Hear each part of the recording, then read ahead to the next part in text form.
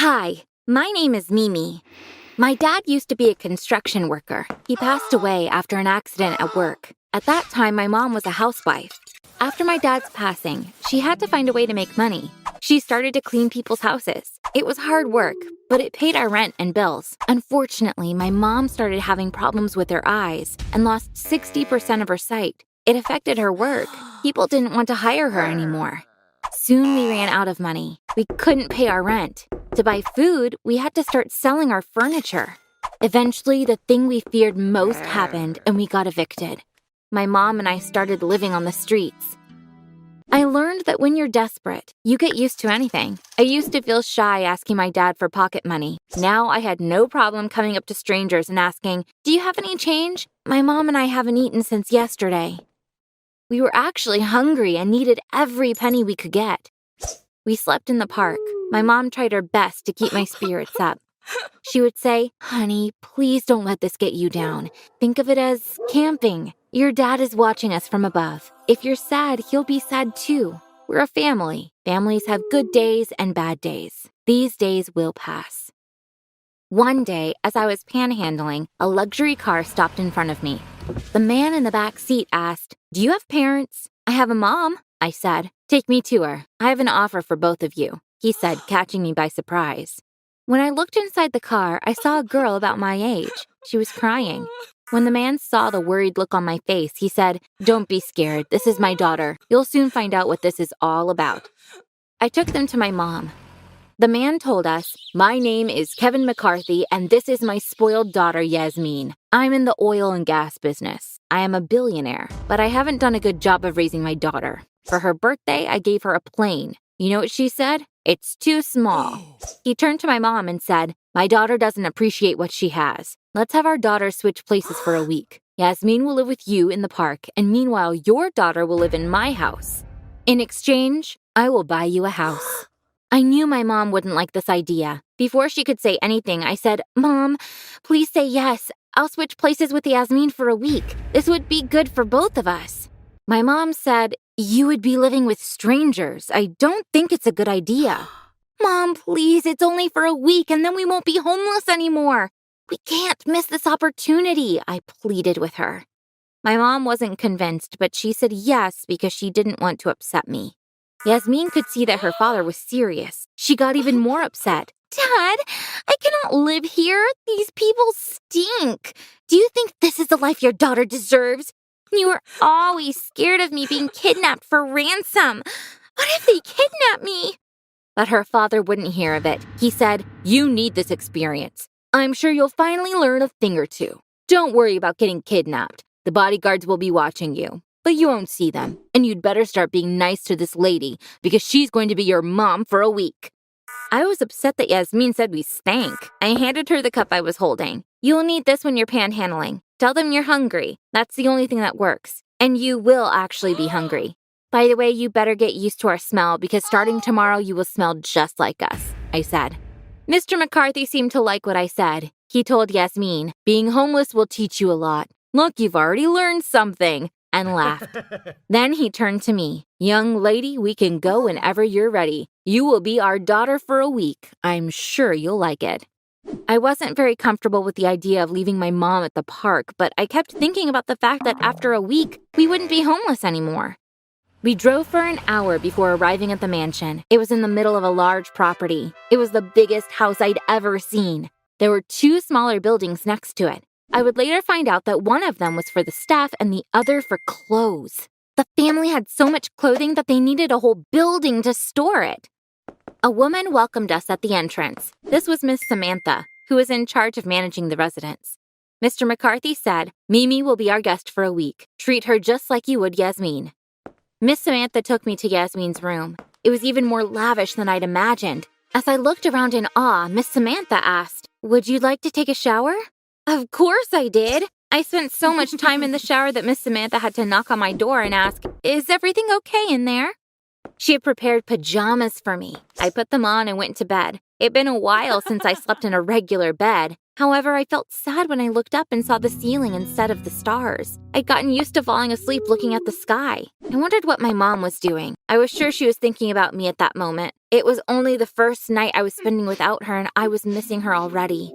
Next morning after breakfast, Miss Samantha took me to the wardrobe building. Yasmin's clothes took up an entire floor. I was so surprised that I screamed. "She has so many clothes!" Miss Samantha said, "Yasmin wears each outfit only once. It's her mother's wish." "Why?" I asked. "So that her mother can buy her more clothes," she replied. This sounded weird to me, but I didn't say anything. "Will I be meeting Yasmin's mother?" I asked. "Unfortunately, she's traveling for work at the moment. She's only home 3 days a month," she said. When I heard that, I felt sad for Yasmin. Seeing my mom only 3 days a month would never be enough for me. The next evening, Yasmin's dad took me out to dinner. When we walked in the restaurant, I couldn't believe my eyes. We were the only customers there. The entire staff was there just for us. This 5-star restaurant was closed to the public. When I asked why, Mr. McCarthy sighed. "You might think that being rich is amazing, but this life has its challenges.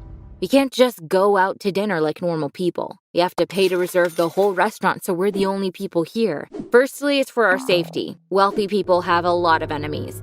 But also it's because people constantly ask us for money. Charities, NGOs, entrepreneurs, you name it, everyone wants to get money from us. So if there were other people here, we wouldn't be able to have dinner in peace." After that evening, I never saw Yasmin's dad at home again. He had to travel for work all the time as well. When I first met Yasmin, I thought she was a spoiled brat, but when I realized what her life was actually like, I started to feel sorry for her. Money obviously makes life easier, but if you value family life like me, being a billionaire is not something to envy. Days went by very slowly. I missed my mom so much. Finally, the week was up. I was so excited when I woke up. Miss Samantha came in and said, "Yasmin's mother came home last night. She will take you to your mother." Yasmin's mother and I got in the car. She said to me, "Thanks so much for helping us out. Yasmin needed this experience. I'm sure she learned what a gift it is to be wealthy after seeing what it's like to be homeless. I bet she'll start crying the second she sees me and say, 'Mom, get me out of here.'" We got to the park and got out of the car. We started walking. We saw my mom and Yasmin having breakfast on the grass. They were chatting and laughing. When my mom saw me, she got up and embraced me. We hugged for a long time. She smelled awful, but I missed that stink. Yasmin also gave me a hug and said, "The week just flew by. Mimi, you are so lucky. You have an amazing mom." She also stank like a homeless person now. Yasmin's mother told my mom, "Thank you for looking out for my daughter." But she seemed to be disappointed. She had expected Yasmin to be desperate, but in fact, she looked really happy. She said, "Honey, aren't you happy to see me? I missed you so much." When Yasmin didn't respond, she laughed and said, "Well, maybe you haven't missed me, but I'm sure you've missed your old life." Yasmin got upset. "Mom, I don't think you missed me. When was the last time you, Dad, and I had dinner together? I can't even remember. I don't think the 3 of us have sat at the same table in years. I haven't missed my normal life at all. I had the best meals of my life in this park. I hadn't slept this well in a long time. You know what I realized out here? The only thing a person my age needs is parents who are paying attention to them." Now Yasmin's mother was mad. "How can you be so ungrateful? Your father and I give you everything. You got a plane for your birthday. What else can we do for you?" she screamed.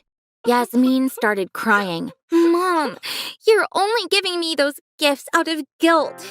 I got used to equating your gifts with love. I kept asking for more expensive gifts to be able to convince myself that you loved me, but now I understand what I really need is a mother who is always with me, just like Mimi's mom." Yasmin's mother stopped. She looked at her daughter's face. She knew what she was talking about. She started crying. She embraced Yasmin. "You're right, honey. You're right. I'm such an idiot for not seeing that sooner. Please forgive me," she said.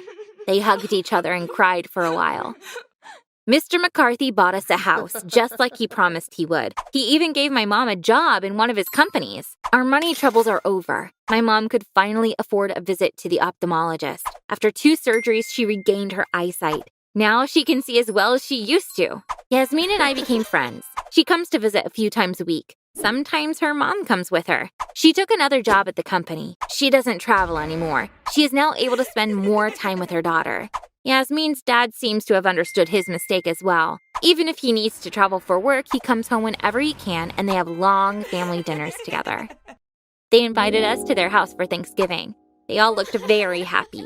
Yasmin's dad thanked us by saying, "People measure wealth with money, but real wealth is about the things in life that you cannot buy with money." In that way, they were actually very poor. Thanks for helping us figure it out. And this made us very happy.